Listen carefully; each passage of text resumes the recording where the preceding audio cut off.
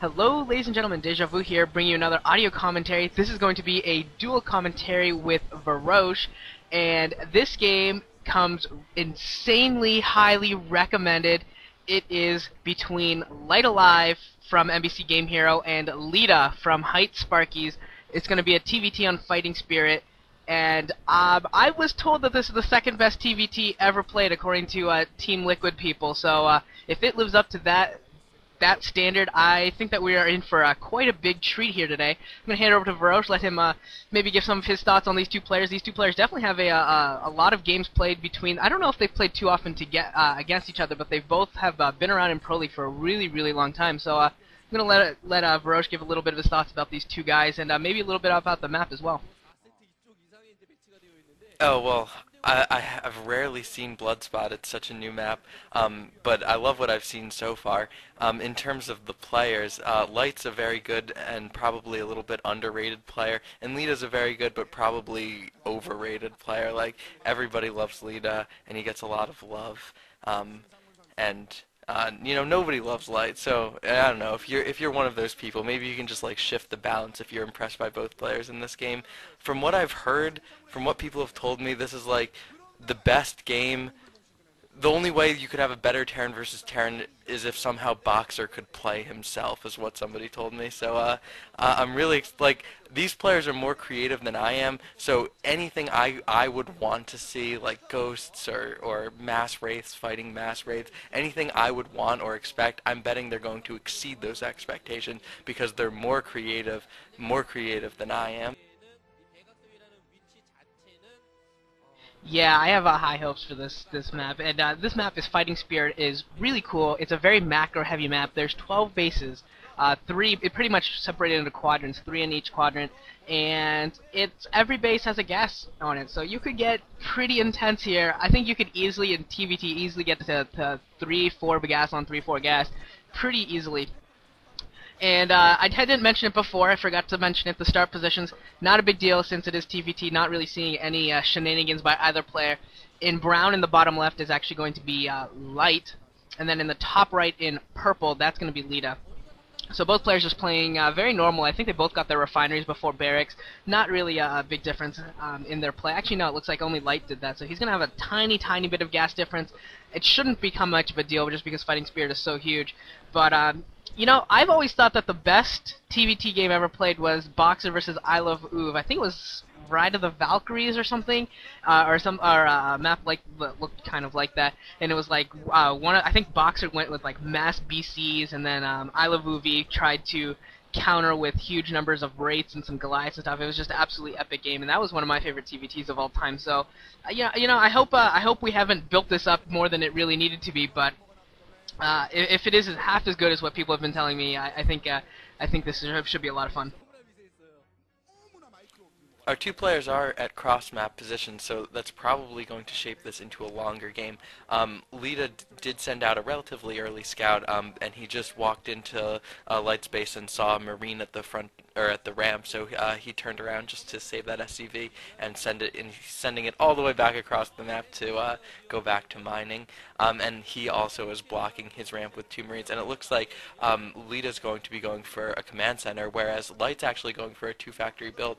And I think just now, it's hard to tell from the mini-map, but I think just now Light has scouted the position of his opponent, so he knows he's at cross-map positions and that this probably isn't a build that has a great chance of winning. And Light would love to win with a 2-factory push, but he's going to have to do a little bit of economic harassment to make up for the fact that his expansion is going to be so much later as a result of this, because Leta's probably going to be able to get up his command center pretty safely just at the distance. Oh, it looks like that might have been Light's first time in, and he kind of turned around. He turned around at the natural, so he already knows where Leta is. And losing the SCV, so Light's just going to grab a tiny economic edge, but he's going to lose more than that from being down a base for several seconds. Yeah, with the 2-factory push, ideally if you were doing it on this map, you obviously would want to be in near positions. But at cross positions, I don't know what exactly he's going to have planned for this.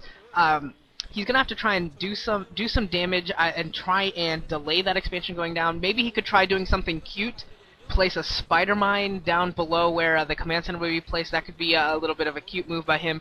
I don't know if that's really viable. I don't really know if he can get there in time. But otherwise, he definitely is going to fall behind here with the 2 factory versus the siege expand that Leta appears to be doing.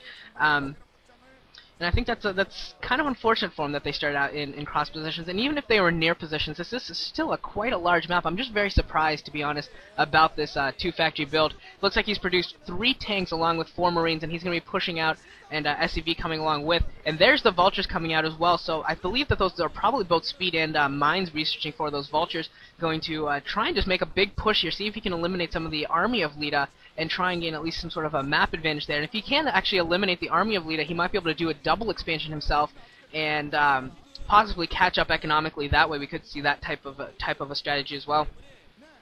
But it's really going to depend upon how much damage Light is able to do, because if Leta counters this very, very well, and here we go, here comes the engagement, and the tanks for Light are going to be able to siege up, and Leta needs to disengage here, I think. He's going to lose a lot of tanks if he continues this engagement, and actually he's able to pick off a couple of the tanks of Light already. One of the tanks for Leta goes down as well, but Leta looking actually pretty good right now, as long as he keeps those Vultures down to the bottom of his ramp. Some mines being placed by Light as well, and a first mine actually took out a tank as well, and it looks like a couple Goliaths have also been produced by Leta, and I think he is going to be able to hold here, but he's not going to have a lot of mobility because of these spider mines. He's going to have to play very, very carefully, and a couple mines going off here and taking down one of the Goliaths, and the second Goliath goes down, but it looks like with SCVs coming off the line, Leta is going to be able to hold. It looks like he's going to be able to hold. It's going to be very, very close, and that siege tank being repaired, and Leta with some great repair going down, able to save that last siege tank. That is absolutely crucial for him.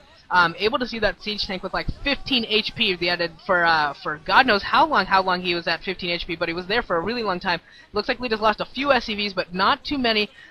Doesn't have much of a force on the ground by either player, and I hope Light has a command center going up really, really soon. Otherwise, he's just going to fall really, really far behind.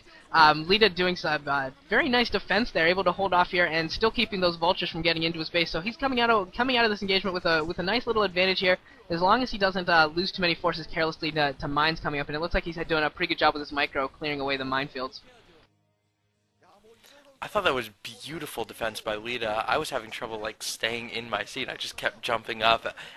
That tank was at like 10 forever. It had like a harem of SCVs surrounding it and trying to repair it, and it just barely hung on. It got in the range of the other siege tank, which was really, if it hadn't gotten into that range of Light's last siege tank and gotten off one more shot, there's a good chance that command center would be lifted right now. Like, I cannot stress how I'm in awe from that. And Leta also going for a really early armory, as you can see, because he has Goliath out already, so he's probably going to get an early upgrade advantage to go with this little economic harassment.